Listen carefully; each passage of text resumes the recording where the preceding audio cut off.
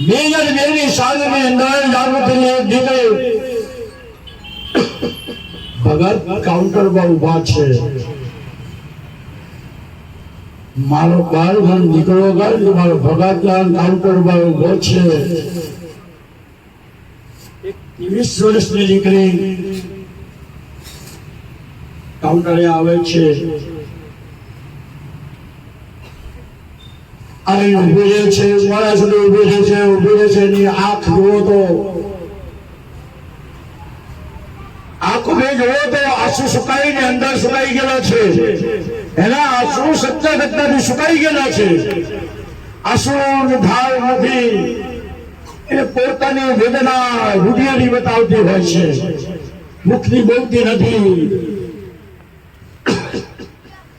ભગત ઉભા છે, ઘણા કલાક આવે છે. દીકરી સાઈડમાં ઉભી રહે છે. ઘણા પ્રયોગ થાય છે. એક બીજું દીકરી એમને ઊભી રહે છે.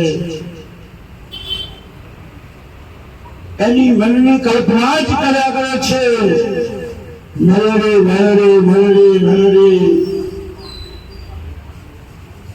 પણ મુખથી કઈ બોલતી નથી. આંખની અંદર આંસુ સુકાઈ ગયેલા છે.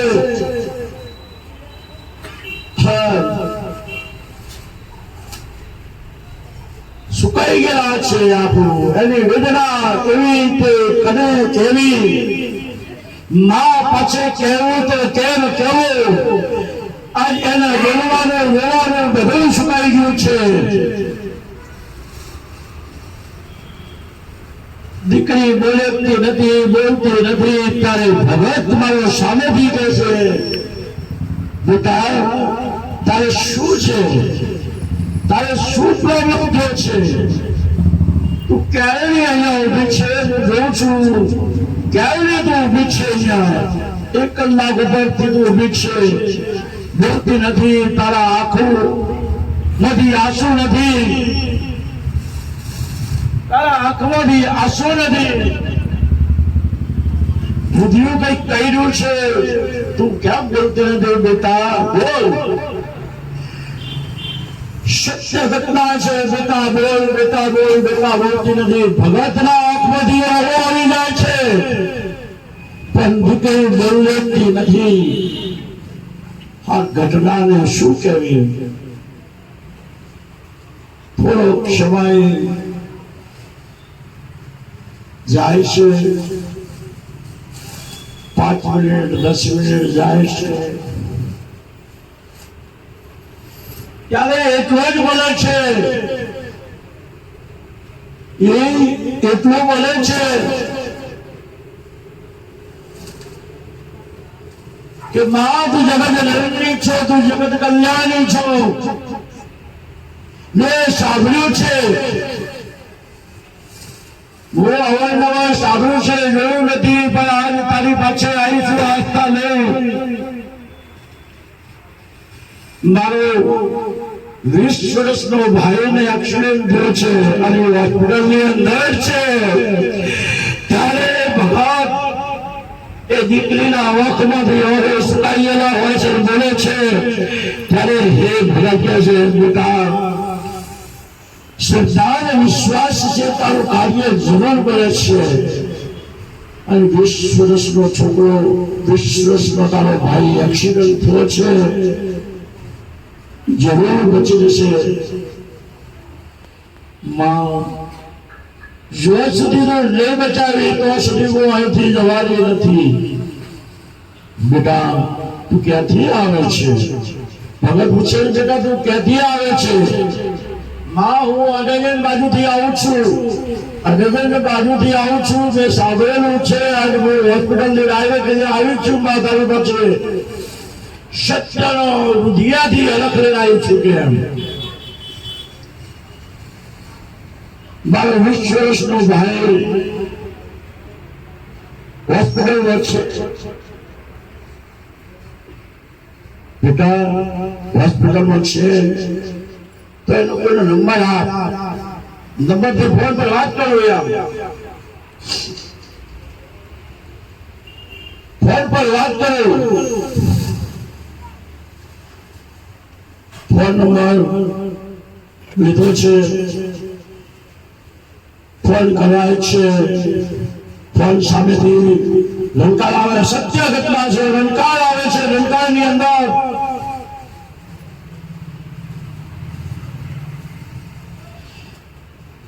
મારી ના સમય જાગૃત ન હોય, ભક્તના સમય જાગૃત ન હોય, દીકરીની વેદના જાગૃત બની ગઈ હોય, માને સાંભળવી પડે છે. પણ ક્યારે ભગત કાઉન્ટરે ઉભા છે, દીકરી ક્યારની ઉભી છે, પણ એક આસ્થા લઈને આવેલી છે, નંબર પર ફોન કરે છે, દીકરીનું નામ પૂછ્યું છે કે ભાવના છે મારું નામ. એટલે એને એમ કીધું કે આ સત્તા હોસ્પિટલનો ભાઈ છે. એટલે ફોન કરીને પૂછ્યું કે તમે કોણ બોલો છો? ભાઈ હું મેલીમાનો ભગત છું, અને ભાવના કરીને એક દીકરી આવી છે, એમ કે છે મારો ભાઈ 20 વર્ષનો એક્સિડન્ટ થયો છે, હોસ્પિટલમાં છે. સામેથી અવાજ આવ્યો માનીશ્રી, અને સામેથી ઓળખતા છે કે હું મંદિરે આવું છું અને હું જાણું છું, પણ એને સમજાવીને તમે અહીંયા મોકલી દો. પણ એ દીકરી કેટલાય સમયથી અહીંયા ઉભી છે અને જતી નથી, અને ઘણી સમજાય. પછી એના પછી નામ લીધું ને નંબર આપ્યો એને કે ભાવના નામ છે, એના નંબર આપેલો, સત્તા હોસ્પિટલમાં છું, 20 વર્ષનો ભાઈ એક્સિડન્ટ થયો છે. મારે એને સમજાવી મોકલી દો. તો મારી એમ કે છે કે એક કામ કરો ને ભાઈ, તમે એ એક્સિડન્ટ થયો છે તો એને તમે લાવીને મંદિરે લાવો. એની આસ્થા છે, એને શ્રદ્ધા છે, વિશ્વાસ છે, કઈક રસ્તો આવશે, તમે એને મંદિરે લાવો ને. મારી મંદિરે કેવી રીતે લાવો?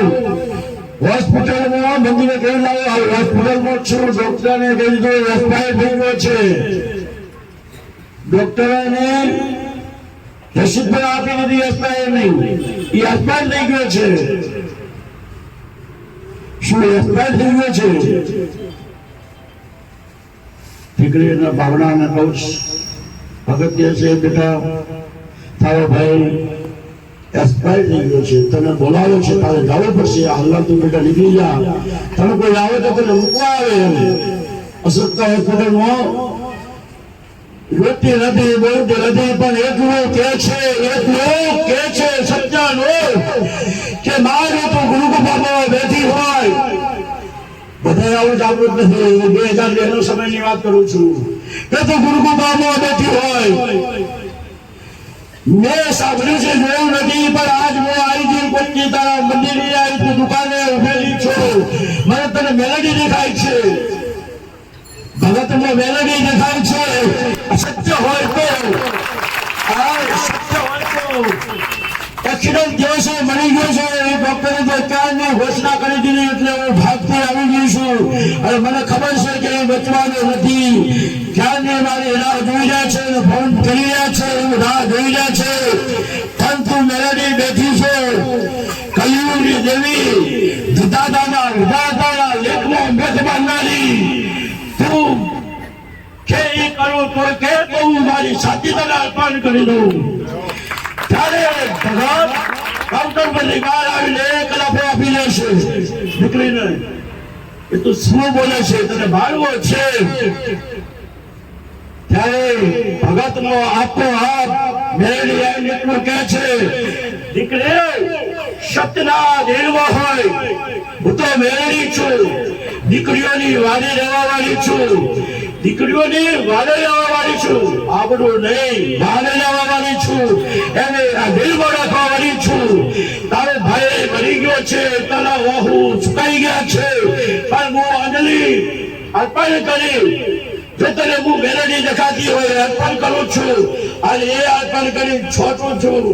અને તારા સમર્પણમાં એને એ અંજલિ પોખરી અંદર મૂકી દે. 9 મિનિટમાં જીવેલો એ જીવત ના કરે તો એ લોકો એકની અંદર અંજલિથી સમર્પિત કરે છે. હોસ્પિટલમાં જાય શબ્દ પર પાણી પડે છે, પાણી પડે છે, 9 મિનિટ થતી નથી, એ ધીમે ધીમે અંગેથી સજીવન થાય છે. સજીવન થાય છે તારે એ પણ એટલું બોલે છે, હું ક્યાંથી ક્યાં આવે, કોઈ છે દેવી મને ખબર નથી, પણ કોઈ મોટિયા વાળો, કોઈ સફેદ કપડા વાળો અહીંયા ઉભું થયું એ ભાવના બોલે છે કે તું ભગત નથી, તું માં છે, પણ ખબર છે તું આપણું લેનાર નથી, પણ મારા ભાઈ કોઈ આપવા નતું, એટલે જ હું આ તમે આ વાત કરી. પણ હારાથી શ્રદ્ધા વિશ્વાસની દેવી હોય, શ્રદ્ધા હોય, આસ્થા હોય તો હું મેળવી હરેક દીકરીઓની વારે હોઉં છું, હરેકને મનોરથ પૂરા કરું છું, હરેકની કાર્ય પૂર્ણ કરીશ. આવા આશીર્વાદ આપું છું અને આવા સતના ધાનથી હું સત્ય ઉપર બિરાજમાન થઈ છું, ધર્મની ધજા પર ખભા કરું છું, હરેક દીકરા દીકરીઓની વારે રહું છું, આ દીકરીઓની વારે જાગૃતમાં છું. મારી મુરાદ પૂરી કરતી હોઉં, સત લઈને આવતા હોય, આસ્થા મૂકો છો, એ જ હું મેળવી પડદાની મારા